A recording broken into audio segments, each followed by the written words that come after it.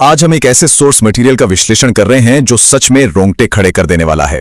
हम इस्लामी मान्यताओं पर आधारित हिसाब के दिन या डे ऑफ जजमेंट के एक बेहद विविध और एपिक नैरेटिव पर चर्चा करेंगे। यह सोर्स इतनी इंटेंस डिटेल्स और ऐसी तस्वीरें पेश करता है कि सुन के ही इंसान सोच में पड़ जाए। ये कहानी है इंसानियत के आखिरी सफर और उसकी अनंत मंजिल की। तो चलिए इस गहरे और गंभीर विषय को थोड़ा करीब से समझते हैं। जरा सोचिए, क्या हो अगर ये दुनिया का आखिरी दिन बिना किसी वार्निंग या चेतावनी के बस अचानक शुरू हो जाए। स्रोत अपनी शुरुआत में ही सीधे ये बड़ा सवाल उठाता है। ये अचानक और तबाहकुन परिवर्तन की एक ऐसी बुनियाद रखता है जो आगे आने वाले खौफ और घबराहट के माहौल को कई गुना बढ़ा देती है।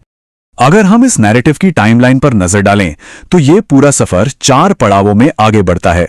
पहला, मिनट 1 यानी दुनिया का अचानक अंत। दूसरा, R1 जहां सभी का एक जगह इकट्ठा होना दर्शाया गया है।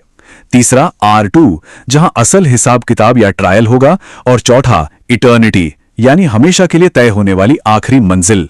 तो चलिए सीधे चलते हैं पहले फेज पर, जिसे वर्ल्ड्स फाइनल डे कहा गया है। यहां सेंसरी डिटेल्स का एक अचानक और एक्सट्रीम उबाल देखने को मिलता है। स्रोत इस ब्रह्मांडीय तबाही या कॉस्मिक डिस्ट्रक्शन का जो चित्र पेश करता है वो बेहद खौफनाक है। बताया गया है कि आसमान फट जाएगा, पहाड़ जिन्हें हम सबसे मजबूत और स्थिर मानते हैं वो रुई के गालों की तरह उड़ने लगेंगे और समुंदर आग में तब्दील हो जाएंगे। इस मंजर में हर इंसान इतना डरा हुआ होगा कि दुनिया की सारी दौलत और आपके सबसे करीबी रिश्ते पूरी तरह बेकार हो जाएंगे। वहां हर किसी को सिर्फ और सिर्फ अपनी फिक्र होगी।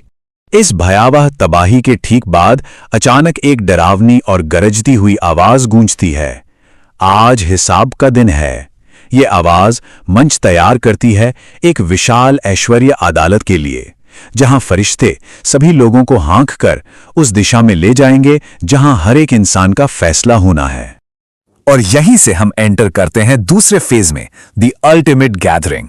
यहां फोकस पूरी तरह से उस भारी शारीरिक कष्ट पर है जो इस जमावड़े के दौरान इंसानियत को झेलना पड़ेगा। सोर्स में इस आखिरी जगह को मैदान महशर का नाम दिया गया है। सोचिए, अरबों की तादाद में लोग नंगे पैर, खौफजदा और पसीने में लथपथ वहां खड़े हैं। और माहौल कैसा है?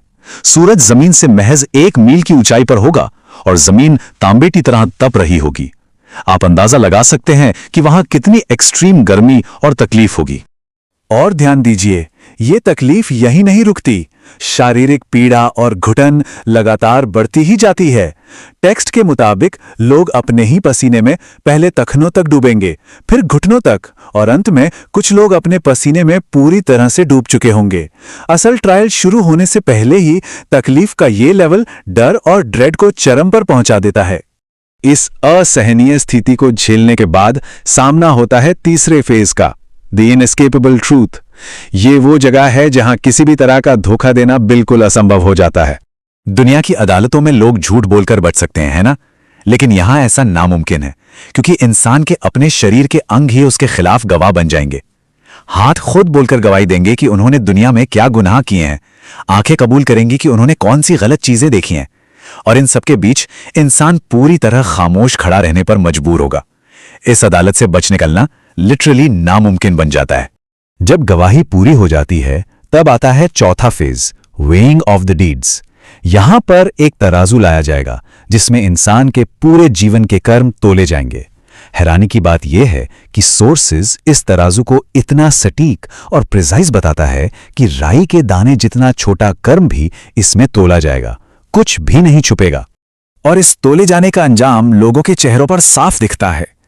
जब लोग अपने जीवन भर के कर्मों का लिटरल वजन अपने सामने देखते हैं तो जिनके अच्छे कर्म भारी निकलते हैं उनके चेहरे खुशी और राहत से चमक उठते हैं। लेकिन दूसरी तरफ जिनके गुनाह भारी होते हैं वो इस खौफनाक नतीजे को देखकर पूरी तरह डर से कांपने लगते हैं। ये बिल्कुल आमने सामने का स्टार्क टकराव है। और फिर इस नैरेटिव में एक अचानक और चौंका देने वाला क्लाइमैक्स आता है। फेज 5 पेश करता है द पेरिलस ब्रिज। ये इस पूरे सफर का सबसे इंटेंस और डरावना हिस्सा है। इस खतरनाक पुल को स्रोत में पुल सिरात कहा गया है। ये एक ऐसा ब्रिज है जो बाल से भी ज्यादा पतला और तलवार से भी ज्यादा तेज है। और सबसे डरावनी बात, ये ठीक जहन्नुम की चीखती हुई आग के ऊपर बना है। बताया गया है कि उस आग की लपटें आसमान तक पहुंच रही होंगी, जिसे देखकर और जिसकी आवाज सुनकर लोग डर के मारे सीधे अपने घुटनों पर गिर पड़ेंगे। अब हरेक को इस पुल से गुजरना है और इसे पार करने की रफ्तार सीधे कर्मों पर निर्भर करेगी। कुछ लोग इसे बिजली की रफ्तार से फ्लैश करते हुए पार कर लेंगे, तो कुछ हवा के झोंके की तरह गुजर जाएंगे। लेकिन उनका क्या, जिनके कर्म अच्छे नहीं? स्रोत बताता है कि बहुत से लोग इस पतले पुल पर बार बार फिसलेंगे और नीचे उस उबलती हुई आग में जा गिरेंगे। बचने की डेस्परेशन और चीखें यहां अपने चरम पर होती हैं। इस आखिरी परीक्षा से गुजरने के बाद आता है phase 6, eternity and final reflections. पुल को पार कर लेने और नीचे गिरने वालों का नसीब अब तय हो चुका है। ये दोनों आखिरी मंजिलें एक दूसरे के बिल्कुल विपरीत हैं। एक तरफ जन्नत की अजीम शांति है, जहां ना कोई दर्द बचता है, ना मौत और ना ही आंसू, वहां बस एक गहरा सुकून है। और दूसरी तरफ जहन्नुम का पछतावा, जहां लोग निराशा और दुख से भरी नजरों से उन आग की लपटों को पीछे मुड़कर देखते हैं। ये कॉन्ट्रास्ट सच में बहुत पावरफुल है। और जो लोग इस आखिरी हिसाब किताब में फेल हो जाते हैं, उनका आखिरी और सबसे बड़ा पछतावा यही निकलता है, काश हमने दुनिया में अल्लाह की बात मान ली होती। ये छोटी सी लाइन इस पूरे क्लाइमैक्स को एक बेहद भारी इमोशनल वेट देती है। दिखाती है कि जब सब कुछ खत्म हो चुका है, तब सिवाय एक बेकार पछतावे के और कुछ हाथ नहीं आता। इन सब विविड डिटेल्स को पेश करने के बाद टेक्स्ट पढ़ने वालों के सामने एक बहुत ही अर्जेंट अपील रखता है। यह सिखाता है कि दुनिया टेम्पररी है, इसलिए संदेश साफ है। आज ही माफी मांग लें, नमाज कयाम करें और बिना किसी देरी के अच्छे कर्म तुरंत शुरू कर दें। ऐसा इसलिए क्योंकि मौत का कोई तय समय नहीं है। किसी को नहीं मालूम कि उसकी आखिरी सांस कब आ जाए। तो इस विश्लेषण को समाप्त करते हुए इस आखिरी सवाल पर गौर करना सच में दिलचस्प है। जब हमारी आखिरी सांस का आना बिल्कुल अनजान है, तो हिसाब किताब का ये विविध और इंटेंस नैरेटिव हमारे आज की कीमत को किस तरह वापस परिभाषित करता है। ये एक ऐसी थॉट प्रोवोकिंग बात है जो इस टेम्पररी दुनिया और हमारी अकाउंटेबिलिटी पर हमें गहराई से सोचने पर मजबूर कर देती है। आज की इस चर्चा में बस इतना ही।